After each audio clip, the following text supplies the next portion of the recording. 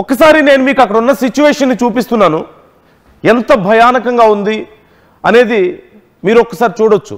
ఆ ప్రమాదం జరిగిన సమయంలో అక్కడ పరిస్థితి ఏంటనేది ఇక్కడ నేను మీకు స్క్రీన్ మీద ఒకసారి చూపిస్తాను, ఎంత భయానకంగా ఉందనేది. పీసీఆర్ ఒక్కసారి నాకు ఆ విజువల్ ఇవ్వండి. యా, సో ఇక్కడ మీరు చూస్తున్నారు, మరొక ఫోటో ఉంటుంది చూడండి ఒకసారి. యా, అక్కడ ఆ ప్రమాదం జరిగిన సమయంలో ఆ బస్సులో 60 మంది ఉన్నట్లుగా తెలుస్తోంది. ఒకవేళ ఇంకొంచెం ప్రమాదం జరిగుంటే, ఇంకొద్దిగా పెద్ద ప్రమాదం జరిగితే ఎంత పెద్ద నష్టం జరిగి ఉండేది. ఇప్పటికే 2 ప్రాణాలు కోల్పోయారు, మరొక 3 పరిస్థితి ఎలా ఉంటుందో తెలియదు అంటున్నారు డాక్టర్స్. ఇప్పటికే మరికొంతమందికి ఇంకా గాయాలయ్యాయి. సో ఒక్కసారి మీరు ఇమాజిన్ చేసుకోవచ్చు, కేవలం అతి వేగం, నిర్లక్ష్యమే ఈ ప్రమాదానికి కారణం అంటూ మనం చూడాలి. ముందెళ్తున్నటువంటి లారీని ఓవర్టేక్ చేసే సమయంలో ఈ ప్రమాదం జరిగినట్లుగా తెలుస్తోంది. చాలా వేగంగా వెళ్ళి, యా ఒకసారి ఇక్కడ మీరు చూడొచ్చు, ఇది అక్కడ ప్రమాదం జరిగిన సమయంలో ఉన్నటువంటి సిచ్యువేషన్. ఇది లారీని పూర్తిగా లారీ రోడ్డుకి చాలా చివరి వరకు ఉంది, రోడ్డుకి పూర్తిగా అవతల వైపుకి ఉండడాన్ని మీరు గమనించవచ్చు. అండ్ చాలా వేగంగా రావడం వల్ల చూస్తున్నారు ఎలా క్రాస్గా ఉందో ఈ బస్సు. ఆ ఢీ కొట్టిన సమయానికి ఇలా ఉంది కండిషన్.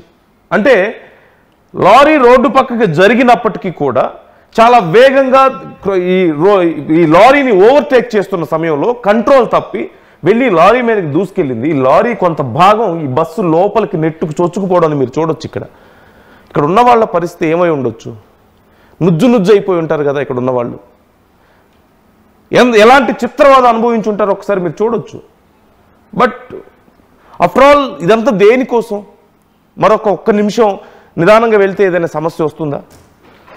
ఇప్పుడు ఆ 2 కుటుంబాలు రోడ్డును పడ్డాయి, మరొక 3 ఎలా ఉంటారో తెలియని పరిస్థితి కనిపిస్తోంది. ఇంకా చాలామందికి గాయాలయ్యాయి. ఎందుకని ప్రైవేట్ ట్రావెల్స్ బస్సుల్లో మళ్ళీ ఎంత జరుగుతుంది? సమస్య ఎక్కడొస్తుంది?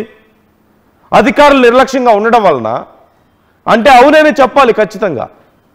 ఒక ప్రైవేట్ ట్రావెల్స్ బస్సు డ్రైవర్లు ప్రాపర్గా ట్రైన్డా కాదా, లేదంటే ఓవర్ డ్యూటీస్ చేస్తున్నారా, అసలు ఆ బస్సు ఫిట్నెస్ ఎలా ఉంది?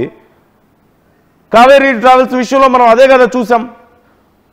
బస్సుని మోడిఫై చేసి మరి సీటర్ బస్సుని స్లీపర్గా మోడిఫై చేశారు. And it's not a new thing, సహజంగా జరుగుతూ ఉంటాయి.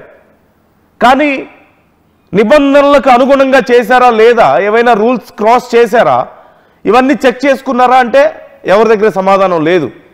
అసలు ఇక్కడ జరిగిందా అదంతా మోడిఫికేషన్? ఎక్కడో వేరే రాష్ట్రాల్లో మోడిఫికేషన్ చేసి అక్కడే లైసెన్సులు తీసుకొని ఇక్కడ తిప్పుతున్నారు, ఇక్కడ ప్రజల ప్రాణాలు తీస్తున్నారు. దేనికోసం? డబ్బులు మిగిల్చుకోవడానికి.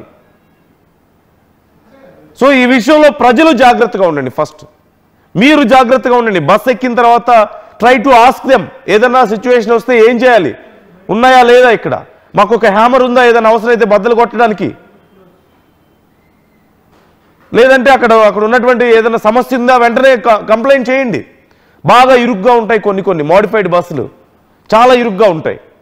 అలాంటప్పుడు ఎందుకు ఇలా ఉందనేది అడగండి, అధికారులకు కాల్ చేయండి. ఒకవేళ డ్రైవర్ ఏదైనా నిద్రమత్తులో ఉన్నట్లు అనిపించినా, డ్రింక్ చేసినట్లు అనిపించినా, ఏదైనా ర్యాష్గా బిహేవ్ చేసినా మీతో, ట్రై టు కంప్లైంట్ ఇమ్మీడియట్లీ. అతిపెద్ద ప్రమాదం నుంచి మీతో పాటు చాలా మంది ప్రాణాలను కాపాడిన వాళ్ళు అవుతారు. అప్పుడు కేవలం కొద్దిపాటి చిన్న నిర్లక్ష్యాలే ఇలా ఎంతో మంది ప్రాణాలు తీస్తున్నటువంటి పరిస్థితి కనిపిస్తుంది. సో ఒకసారి స్థానికులు ఏమంటున్నారు ఈ ప్రమాదానికి సంబంధించి చూద్దాం.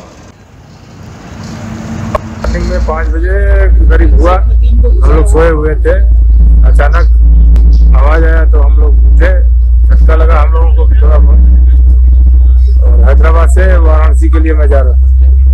मॉर्निंग में 5 बजे करीब हुआ, हम लोग सोए हुए थे, अचानक आवाज आया तो हम लोग उठे, झटका लगा हम लोगों को भी थोड़ा बहुत, और हैदराबाद से वाराणसी के लिए मैं जा रहा था।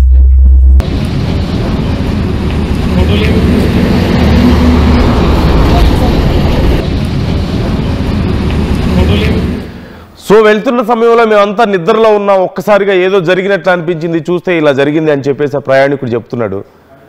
సో ఎంత డ్రైవర్ మీద ఎంత నమ్మకంతో వాళ్ళు వెళ్తారో, ట్రావెల్స్ని ఎంత నమ్మితే అలా ప్రశాంతంగా నిద్రపోగలుగుతారు. కానీ వాళ్ళే చివరికి ప్రాణాలు తీస్తున్నటువంటి పరిస్థితి కనిపిస్తుంది. సో మీకు అసలు ఇలాంటివి జరగకుండా ఉండాలంటే ఏం చేయాల్సిన అవసరం ఉంది? ఎక్కడ మిస్టేక్ జరుగుతుంది? అధికారులదా, ప్రైవేట్ ట్రావెల్స్ బస్సులదా, లేకపోతే ప్రయాణికులదా? Whose mistake is this? ఎవరి తప్పు వల్ల ఇంతమంది ప్రాణాలు గాల్లో కలిసిపోతున్నాయి? వరుసగా ఇలాంటి ప్రమాదాలు జరుగుతున్నాయి. కామెంట్ చేసే ప్రయత్నం చేయండి. ఆర్టీఓలు కరెక్టేనా, కరెక్ట్గా చెప్పండి అంటూ కామెంట్ చేస్తున్నారు వెంకటేష్. ఆర్టీఓలు ఈ విషయంలో చర్యలు సరిగా తీసుకోవడం లేదనే అభిప్రాయం చాలా మందికి ఉంది. అలాగే కర్ణం కుమారి కామెంట్ చేస్తున్నారు. At the same time Jeeva comment చేస్తున్నారు.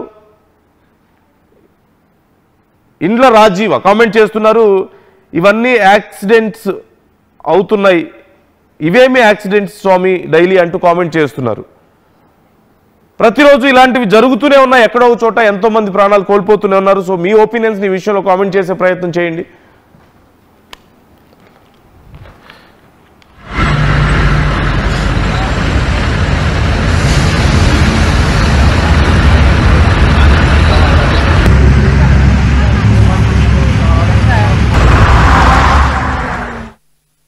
ఇల్లు కావాలంటే స్థలం కావాలి.